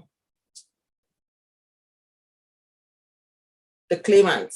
The courts have moved away from the era of such practice. This was reiterated by the court in the case of SPDC Nigerian Limited against Okonedo 2008 citation supplied, where the court held that, and I quote, the court today is concerned with doing substantial justice on the matter before it, rather than place reliance on hard rules of technicality. This is based on the principle of law that where there is a right, there is a remedy. The maxim being ubi jus, ubi remedium. This is for Abaji, JCA, as she then was.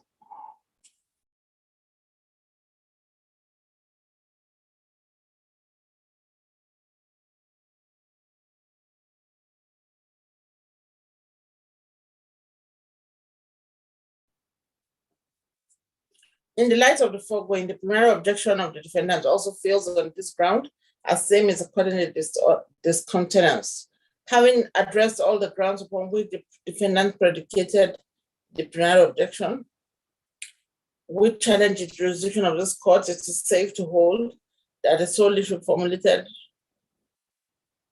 for the defendant of the primary objection is resolved wholly in favor of the claimant and against the defendant, to the effect that this court is properly clothed with the requisite jurisdiction to entertain this suit, as it is not only be inhibited by any of the grounds of objection raised by the defendant. In other words, the primary objection of defendant lacks merit in its entirety, and the same is accordingly dismissed.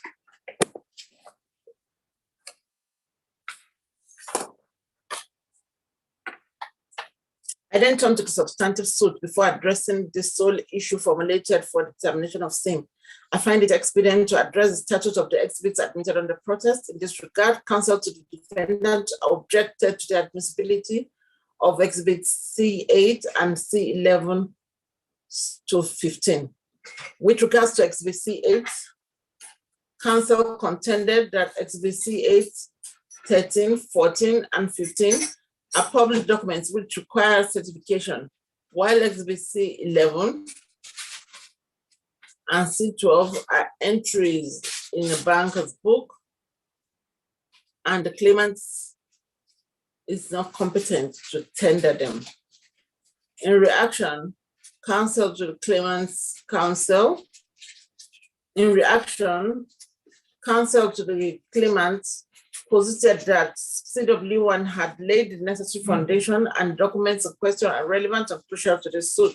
In resolving the foregoing contention, I must take a look at exhibits which are objected to on grounds of being public documents.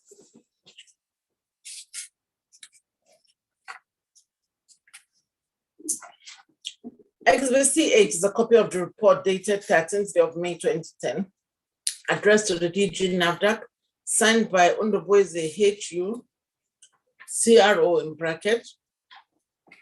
The said signatory is the claimant in the instant suit and is the CW1 through whom the said document was tendered. The said document does not carry any stamp to show that same was the copy received by the DG NAFDAC. Hence, this copy as tendered by the claimant cannot be said to be the one from the file of the defendant to qualify, which requires certification. At best, it's a private copy as it emanated from the public document, as it emanated from the possession of the CW1 himself. Exhibit C 13 and 14 bears the same features as Exhibit C8. The said Exhibit C 13 and 14 are letters written by the claimant, while C13 is dated 17th day of November 2017, entitled Hear Me Out. C14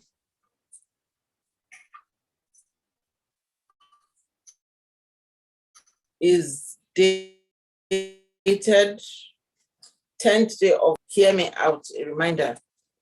Just as Exhibit C8, both letters were not the copies acknowledged and received by the DG of the defendant, and therefore a document cannot be said to have emanated from the position of the defendant to make them qualify as public documents. Exhibit C15, counsel to the claimant, dated 28th of February 2018. Tendered before this court. Same is an endorsed and returned copy, and that which is sought to be tendered. In all exhibits, C8, C13, C14, and 15 do not fall within the ambit of public documents, which must by all means be certified. The objection of counsel to the defendant is accordingly discountenanced, while exhibit C8, C13, 14, and C15 are accordingly admitted in evidence. With regards to Exhibit C 11 and 12, I reckon that both documents are statements of accounts of the claimants, while Exhibit C 11 is a statement of account covering the period of January 2018.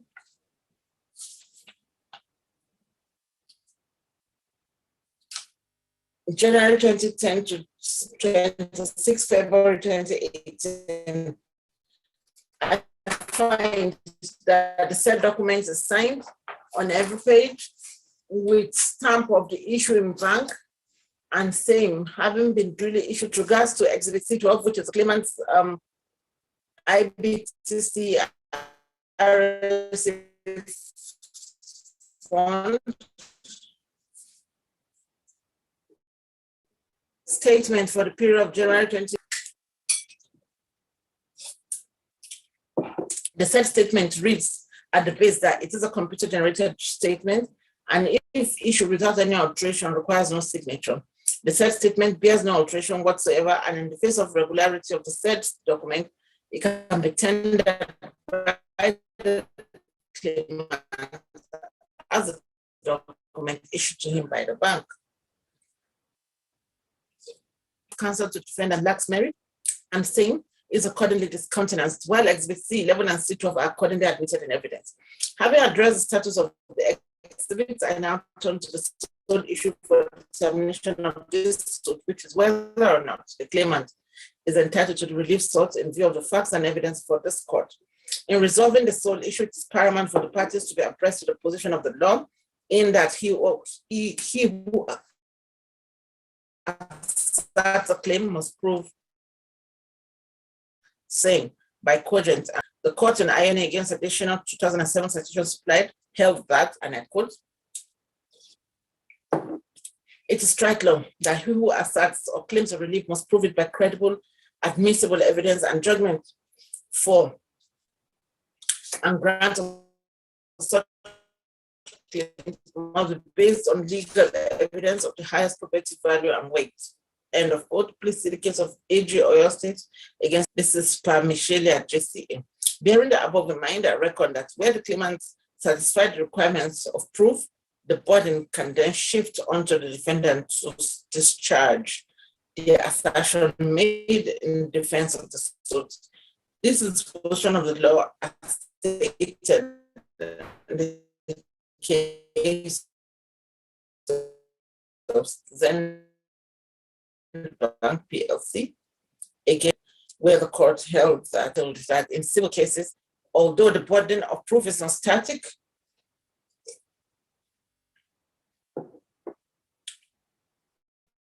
the onus of initial proof of an assertion is always on the plaintiff and does not shift until he has proved his assertion or claim on the balance of probability or the preponderance of evidence.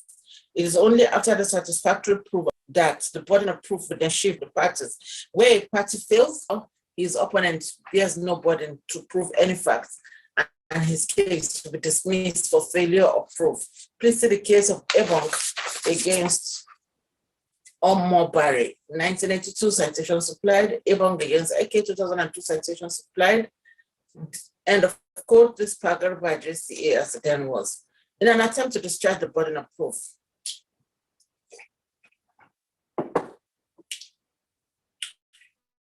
The claimant tendered Exhibit C2 to C17 in support of the allegation that while being a staff of the defendant, he was posted to Port Harcourt office, and while he was traveling back from a condolence visit, he was kidnapped along with other staff of the defendant, and his wife paid ransom for his release.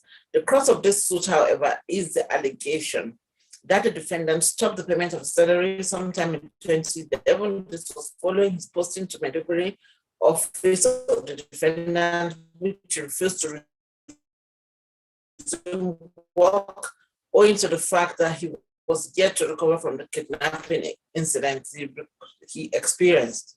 The claimant, however, added that despite the stoppage of his salary, his contributory pension was still running. He believed his salary is being diverted. In support of his case, claimant contended by tendering 2 exhibits to establish the fact that he was kidnapped on the 28th of April, that he reported that such reports. Claimant also contended. The affidavit stated to the effect that the documents got lost when he was kidnapped on the 28th day of April 2010. Claimant then tendered Exhibit C11 and C12 to establish the fact that his salary was stopped, but his pension contribution was running.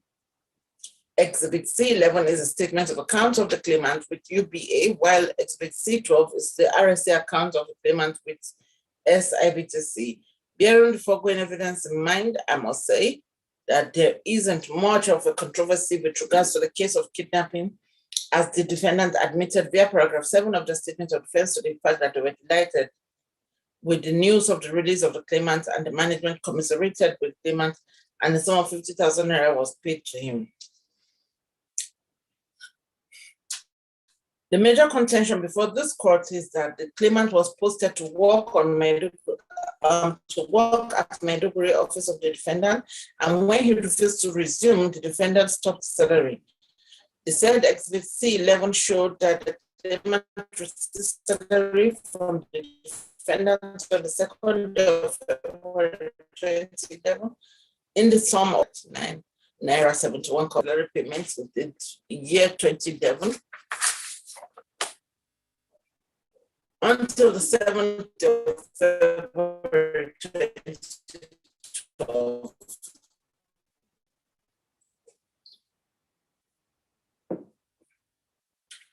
When the claimant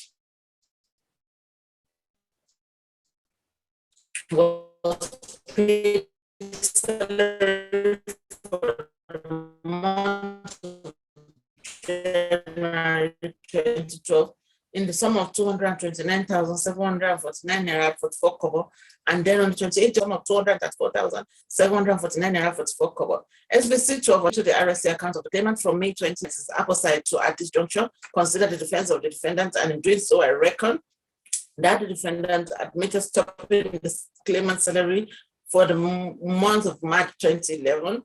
After January and February 2011, and after realizing that upon his posting to Maiduguri, he had refused to resume at the Maiduguri office and also refused to show up at the Port Harcourt office where he was working before the posting. The defendant added that the claimant was away from work for 2 months before he was as to why he refused to resume work, while positing that from 2012, the IPS took over the payment of the impression that he had resumed at the Maiduguri in February 2012.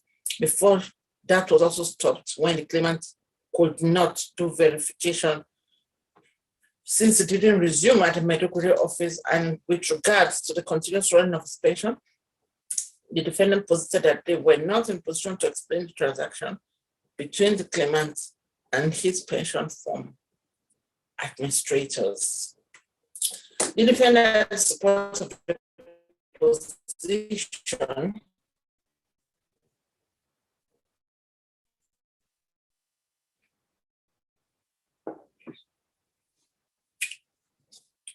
tendered Exhibit D2, which is a letter with which the defendants communicated their commiseration with the A and B. Places contain the claimant's PPIS number 37850. In view of all of the foregoing, I must state that the evidence for this court supports the fact that the claimant stopped the payment of the claimant's salary in February 2011, while the claimant got paid salary for the month of January and February 2011. I must also state clearly that while the claimant, during cross-examination, that the salaries paid in January and February 2012 were arrears, Exhibit C11 negates that position. that the salaries were for January and February defendants, that the IPPIS took over the payment of salaries from 2012, and that the claimant benefited from the same at the beginning, only to be stopped again when the claimant could not verify his status as an employee.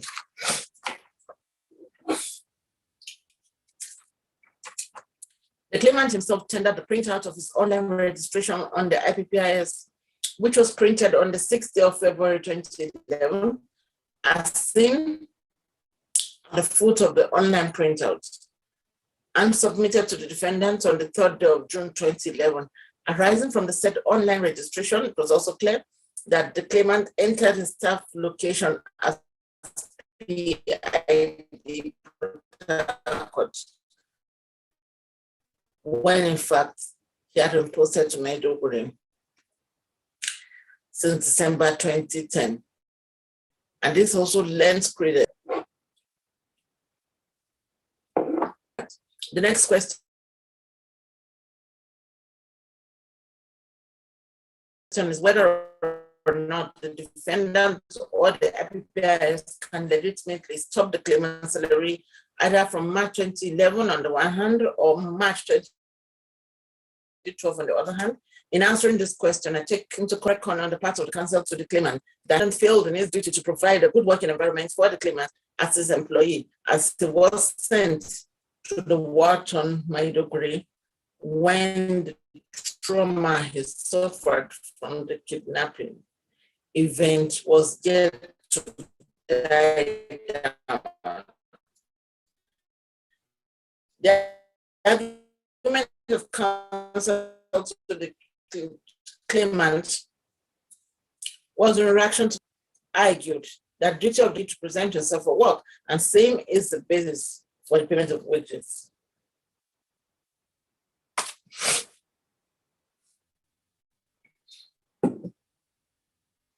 Bearing the foregoing in mind, Maiduguri, and I cannot agree any less with the counsel to the defendant as Section 17 of the Labour Act rightly provides, and I quote, except where a collective agreement provides otherwise, every employer shall, unless a worker has broken his contract, provide work suitable for a worker's capacity on every day, except rest days and public holidays, and on which the worker presents himself and is fit for work. And if the employer fails to provide work as foresaid, he shall pay to the worker in respect of each day on which he has so failed wages at the same rate as will be payable if the worker had performed a day's work. End of quote. In the light of the foregoing and in consideration of the fact that the claimant is claiming to be paid his arrears of salary for March 2012 to date, I must switch his salary, and the consideration of the case of Browning against Crumlin, Valley Collieries Limited, 1964, citation duly supplied. And according to the Black's Law Dictionary, 10th edition at page 1537, salary is an agreed compensation for services. The said dictionary also defines accrued salary to be a salary that has been earned but not yet paid. The Labour Act on its part adopts the word wages instead of salaries and defines wages thus. Wages mean capable of being expressed in terms of money and fixed by mutual agreement or by law, which are payable by virtue of a contract by an employer to a worker for work done to be done or for services rendered or to be rendered, that the defendant can legitimately salaries if indeed is no longer working after the defendant has provided work.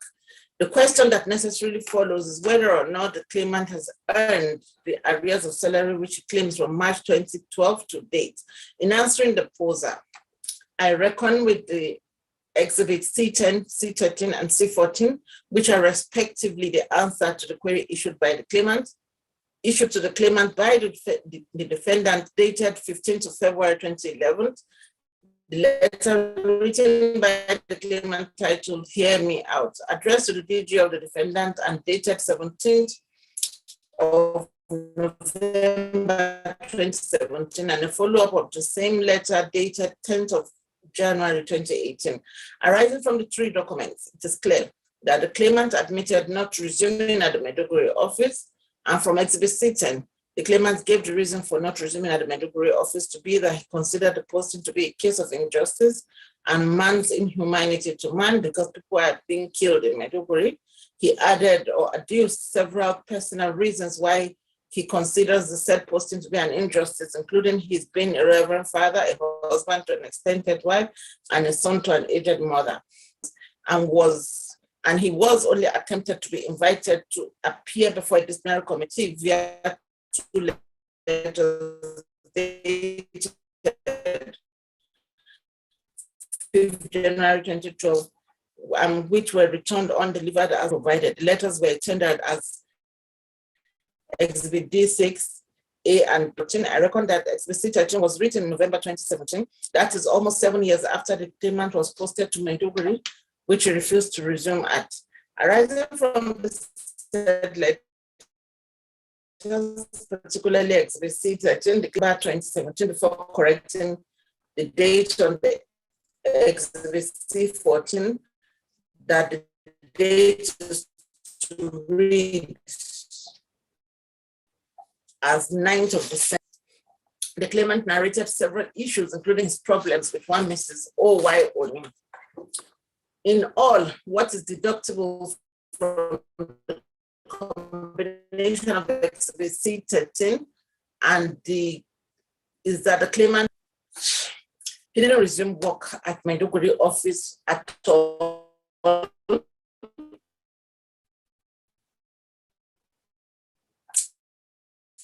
And also stopped working. That is what the evidence before the court establishes. As again, paragraph 4 and 5, the claimant posited that he was still reporting at the Port Harcourt office and never stopped working.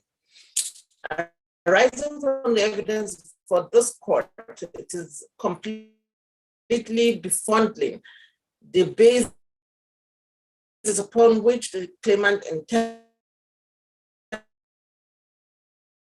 to predicate his claim for salaries which he never earned. Matter of fact, salaries paid to him in the month of along with the pension contribution which were paid to his RSA account can be said to not have been earned, and same is circumspect against this claimant rather than being a reason for the claimant to believe that his salary has been diverted. I am in this regard not oblivious of the argument of the counsel to the defendant when that the claimant was asked to read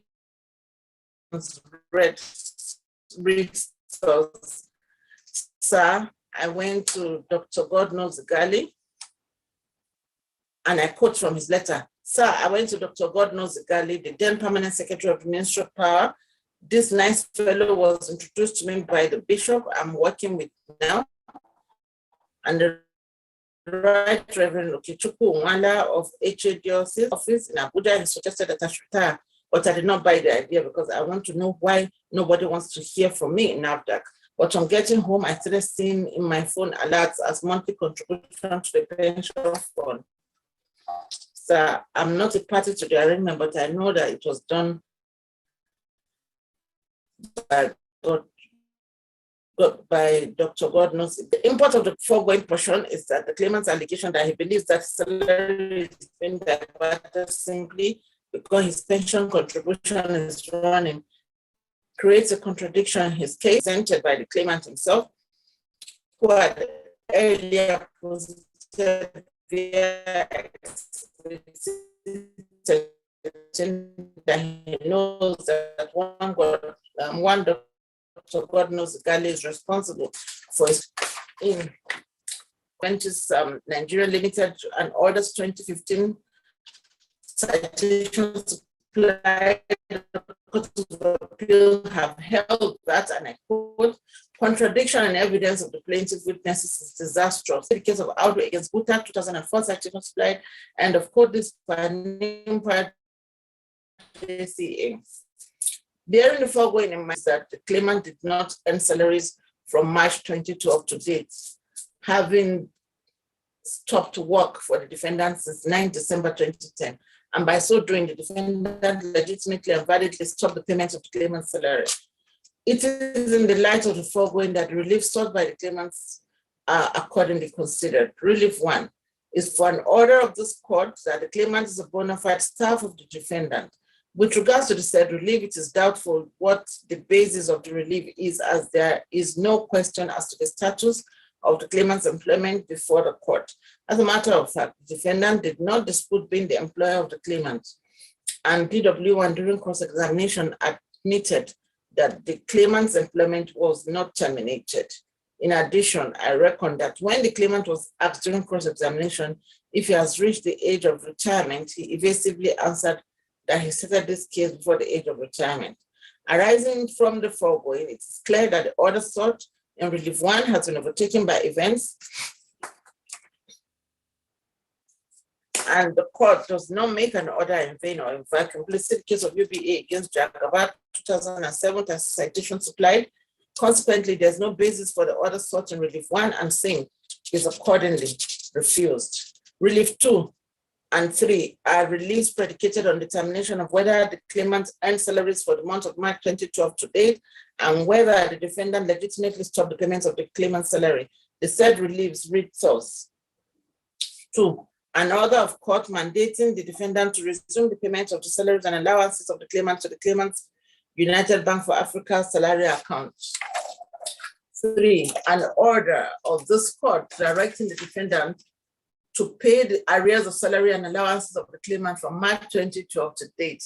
In view of the findings made by this court as arising from the facts and evidence placed before the court, it is the finding and holding of this court that the claimant did not earn salaries from March 2012 to date, and the defendant legitimately stopped the payment of the claimant's salary when he stopped working on the 9th of December. Consequent upon the foregoing finding and holding of this court, the claimant is not entitled to the orders sought in Reliefs 2 and 3, and they are accordingly refused.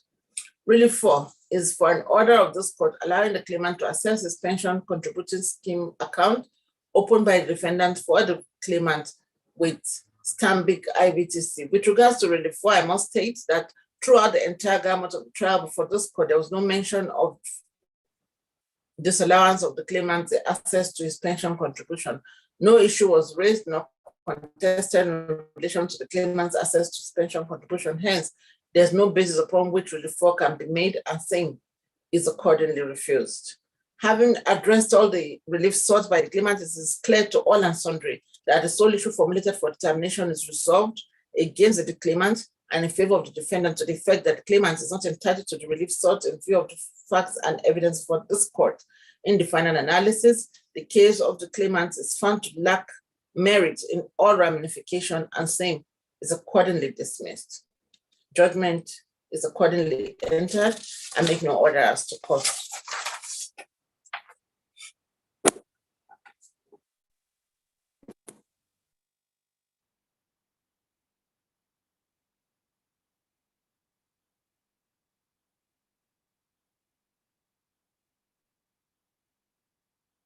My Lord, we want to appreciate the court for the very well considered judgment.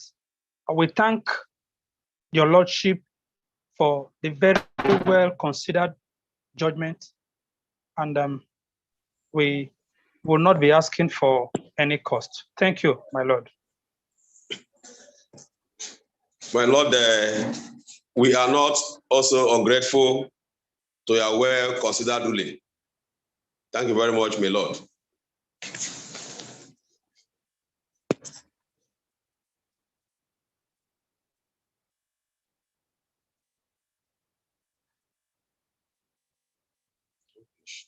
It's finished.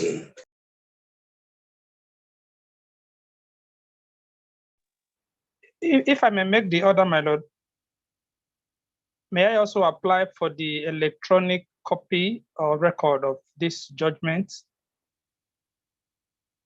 if it pleases this court? Hello, Council. Good afternoon. Good afternoon.